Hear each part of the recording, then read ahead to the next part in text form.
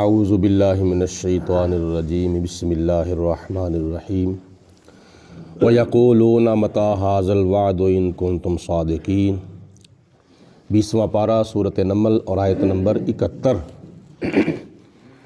اللہ رب العالمین کی ذات بابرکات نے ارشاد فرمایا کہ ان کافروں نے نبی پاک علیہ الصلوۃ والسلام کو کہا کہ اے محمد بن عبداللہ، جس عذاب کے آنے کی تم دھمکی لگا رہے ہو وہ عذاب کب آئے گا؟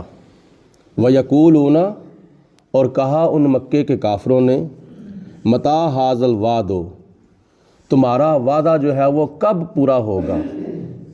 جس عذاب کے آنے کا تم وعدہ کر رہے ہو وہ عذاب کب آئے گا؟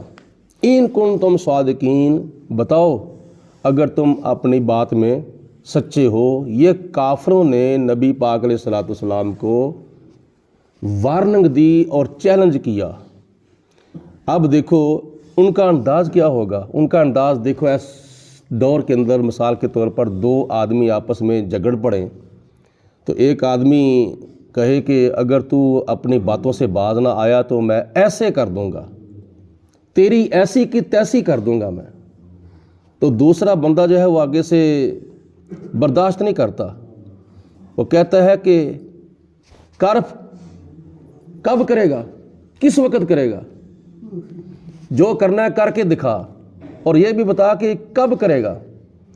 یہ انداز تھا ان کا، مکے کے کافروں کا۔ جب نبی پاک علیہ الصلوۃ والسلام نے ان کو ڈرایا کہ باز آ جاؤ اپنے کفر سے، اپنے شرک سے اور بت پرستی سے باز آ جاؤ، ورنہ تمہارے اوپر اللہ تعالیٰ کا عذاب آ جائے گا۔ جو حضور علیہ الصلوۃ والسلام کی صفت ہے نذیر کا معنی ہوتا ہے ڈر سنانے والا، اور حضور علیہ الصلوۃ والسلام نے ان کو اللہ تعالیٰ کا ڈر سنایا اور جہنم کے عذاب کا ان کو فکر دلایا کہ ورنہ تمہیں جہنم کا وہ عذاب ملے گا جو دنیا کی آگ سے 70 حصے زیادہ گرم ہے۔ تو انہوں نے آگے سے چیلنج کر دیا کہ لے آ وہ عذاب، کب لے کے آئے گا، بتا اگر تم اپنے وعدے میں سچے ہو، ان کنتم صادقین۔ اب کافروں نے تو آگے سے چیلنج کر دیا، لیکن اللہ پاک کی ذات بابرکات نے پھر اس کا جواب دیا۔ حضور علیہ الصلوۃ والسلام نے ان کو کچھ نہیں کہا سوائے اللہ تعالیٰ کا پیغام پہنچانے کے۔ آگے پھر جب انہوں نے آگے سے بکواس شروع کی تو پھر اللہ تعالیٰ کی ذات نے اس کا جواب دیا اور نبی پاک علیہ الصلوۃ والسلام کی عزت و ناموس کا تحفظ کیا۔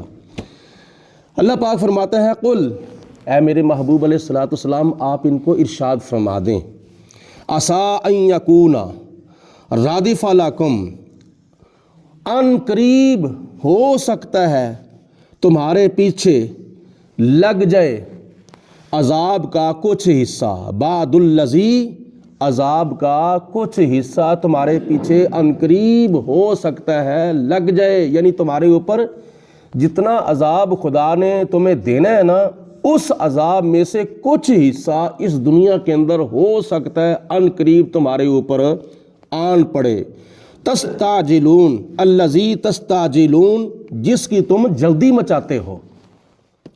اور خدا تعالیٰ کی ذات بابرکات نے پھر ان کو دکھایا میدان بدر کے اندر، ان کے اوپر عذاب آیا، اور ان کافروں کے جو کافر میدان بدر کے اندر 1000 کی تعداد میں آئے ہوئے تھے، مسلمانوں کی 313 کی تعداد کے مقابلے میں، تو کافروں کی ان 1000 کی تعداد میں سے ابو جہل سمیت 70 کافر جو تھے وہ مسلمانوں کے ہاتھوں سے واصل جہنم ہوئے۔ یہ اللہ تعالیٰ کے عذاب کا کچھ حصہ تھا جو ان کے اوپر میدان بدر میں آن پڑا۔ تو مسلمانوں کے 14 افراد شہید ہوئے اور کافروں کے ابو جہل سمیت 70 افراد جو تھے وہ واصل جہنم ہوئے۔ اور اللہ تعالیٰ نے آگے ارشاد فرمایا کہ میں ایسا کرنا تو نہیں چاہتا، لیکن تم جو آگے سے چیلنج کر رہے ہو، وارننگ دے رہے ہو، اس وجہ سے پھر تمہیں سبق کے طور پر میں تمہیں یہ دنیا کے اندر عذاب دے رہا ہوں، اور یہ مستقل عذاب جو ہے وہ قیامت کے دن تمہیں ملے گا۔ دنیا کے اندر کچھ عذاب دوں گا، آخرت میں تمہارا عذاب جو ہے وہ مستقل ہے۔ آگے خدا تعالیٰ فرماتا ہے وَإِنَّ رَبَّكَ، اے میرے حبیب علیہ الصلوۃ والسلام ان کو یہ بھی فرما دو کہ بے شک آپ کا جو رب ہے لَذُو فَضْلٍ عَلَى النَّاسِ، لوگوں کے اوپر ہے تو بڑا مہربان، لوگوں کے اوپر ہے تو بڑا کرم کرنے والا، فضل فرمانے والا، لیکن ان کی ناشکری اور ان کی بے قدری کی وجہ سے ان کو دنیا کے اندر پھر کچھ نتیجہ جو ہے وہ دیکھنا پڑتا ہے۔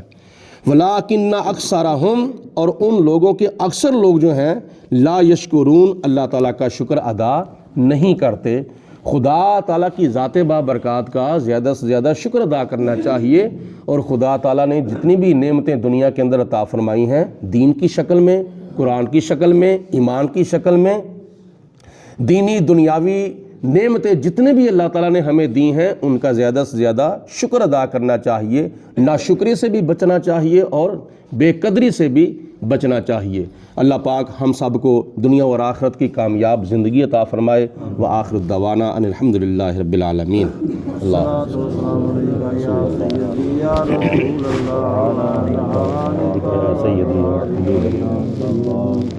صلاۃ والسلام علیک یا رحمۃ للعالمین وعلی آلک وصحبک یا خاتم النبیین۔ اللہم صلی علی سیدنا و مولانا محمد معدن الجود والکرم وآلہ وصحبہ وبارک وسلم۔ اللہم ربنا انزل علینا مائدۃ من السماء تکون لنا عید لاولنا وآخرنا وآیۃ منک وارزقنا وانت خیر الرازقین۔